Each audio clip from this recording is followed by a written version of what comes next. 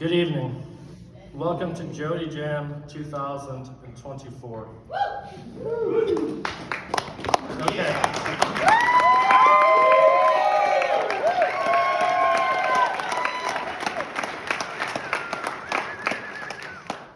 That's enough with the pleasantries.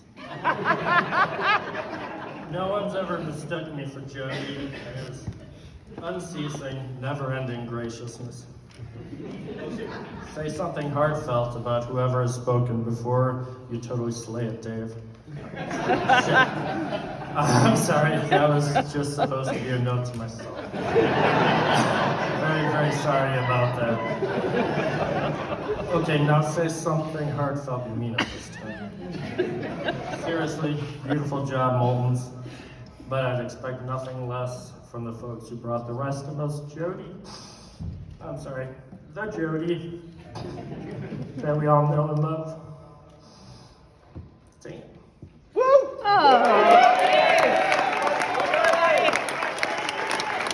Come on, buddy. Believe me, it's long enough. If you don't know who I am, well, that's okay. I may not know who you are either. Because I'm not Jody. I don't have a photographic memory detailing everyone I've ever met, along with info about their families, their pets, their preferable cookware, their favorite last concert, their go-to cocktail when the chips are down. If you noticed, I've added the year to the party name because, well, let's face it, Jody would absolutely want to be involved in more than just one party. So just get used to the fact that we're probably going to have to do this on an annual basis.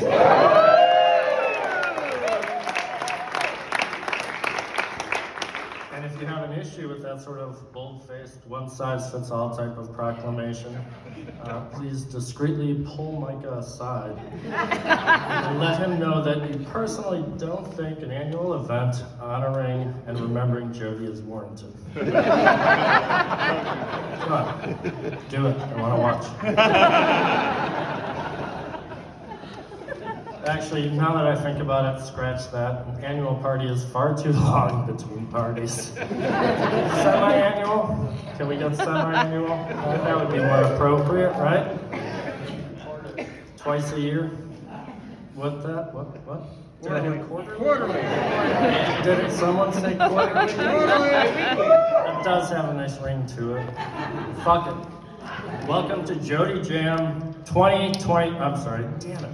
Welcome to Jody Jam, January 2024. We're doing this thing monthly.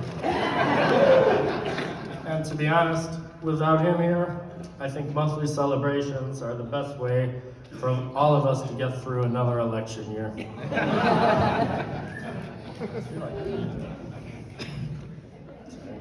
So where do I begin? Scratch that. I already began a couple of sentences ago. I'm sorry, I'm not used to this sort of thing.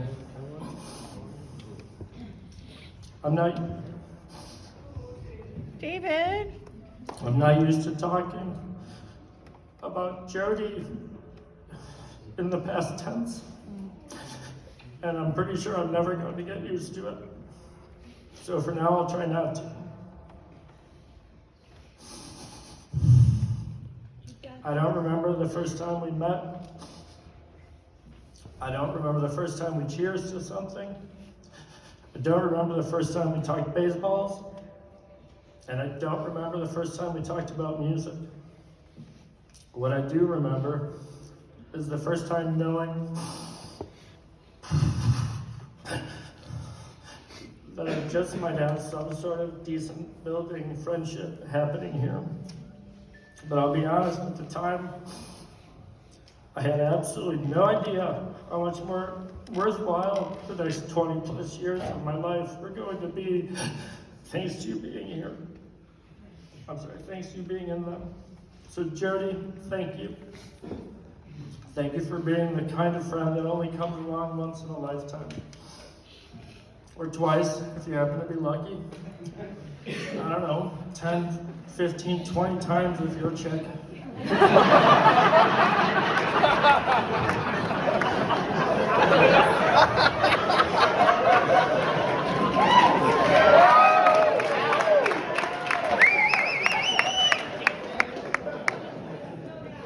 God, you women have a lot of friends. It must really suck. You have so many people available to talk things out with. When you really need to get things off your breasts. Chest. I meant to say chest.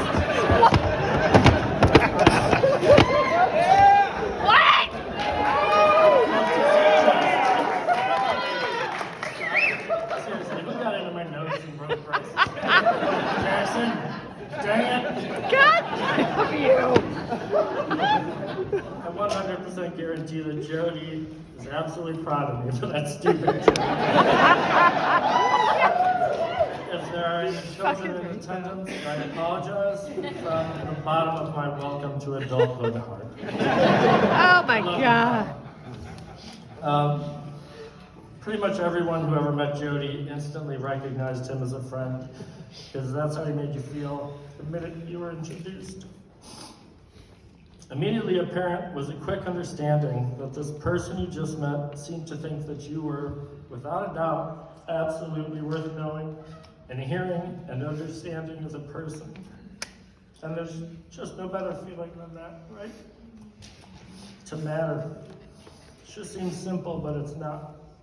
So Jody, thank you for making sure that all of us knew how much we matter. I hope you know how much you matter to all of us. And Jody, if you happen to be watching any of this, preferably in 4K, obviously. I assume you get it now if you didn't before.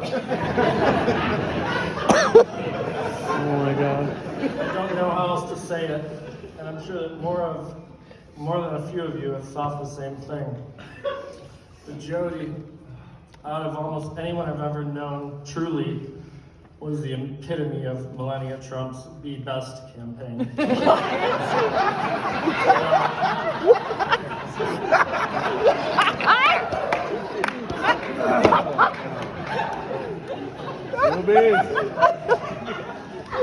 I don't know if she modeled that idea after somebody, or if maybe he might have pitched the idea to her at some point. But man, did he do a good job of being best. Oh my God.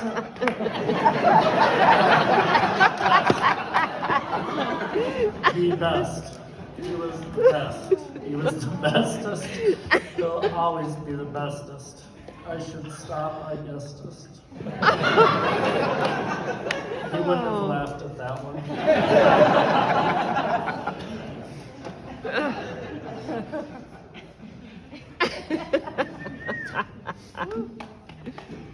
Jody wouldn't want me up here waxing poetic about him being such a decent person. Well, you wouldn't want the poetic part anyway. As for the waxing part, absolutely. But only as long as whatever needed waxing was properly cleaned and dried before it. Because a proper wax won't adhere to an unclean surface. Everyone should know that. The dude was fastidious, and I love him for it. Ah. Somehow, he was also easygoing and carefree. The exact opposite of fastidious.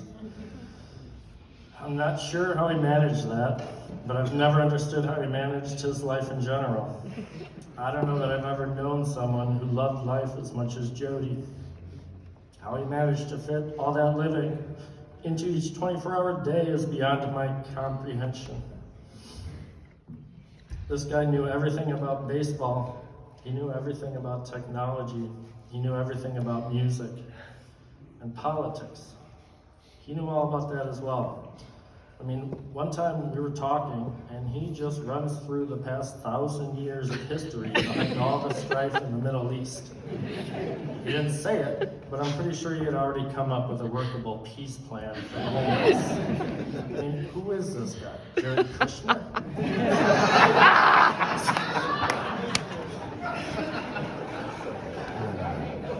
He went to concerts all the time. He went to baseball games all the time. He hung out with his friends all the time. He was just non-stop, let's enjoy this thing all the time. And oh yeah, he did all that while being an amazing husband for Sally, an amazing dad for Avery and Jackson, and an amazing son for Steve and Marianne. He had a job, right? He worked, right? He must have. How did he fit that into his schedule? I guess what I'm saying is that Jody was just an outstanding person, full stop. And I want to apologize for the 2 Trump jokes. But according to Dr. Elizabeth Kubler-Ross's book, Oh, On the 5 Stages of Grief, oh my God. that's not funny. It is funny. You'll get your turn. I'm currently back in stage 2, which is anger. So I'm taking some of that anger out on Jody here in the speech by bringing up things that he may not have cared for all that much. If I had more time to try to get under his skin just a little bit more, I'd tell you all about how amazing the Indigo Girls are. And how important their contribution to music really is. But I don't have that time. And I've already used up too much of yours. Sorry about that. Since I went over my allotted time, I'm going to please ask that the remaining speakers, in order to remove any redundancies, please refrain from talking about the following topics. National Public Radio. Proper speaker placement. Baseball. Live concerts. Well, really anything music related. Rotel dip. And of course, the importance of family and friendship and love. You need pens and paper to rewrite? Please look for the manager. I'm sure she's got something in the office. Jody, I love you, pal.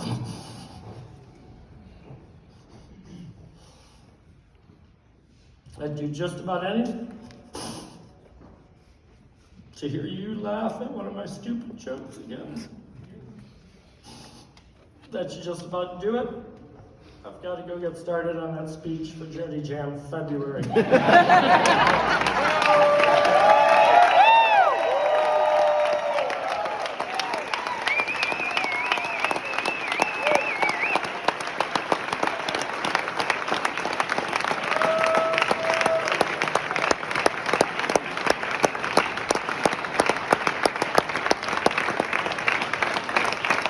After you, ladies, you're just amazing.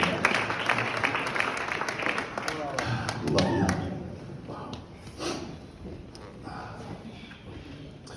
Hosting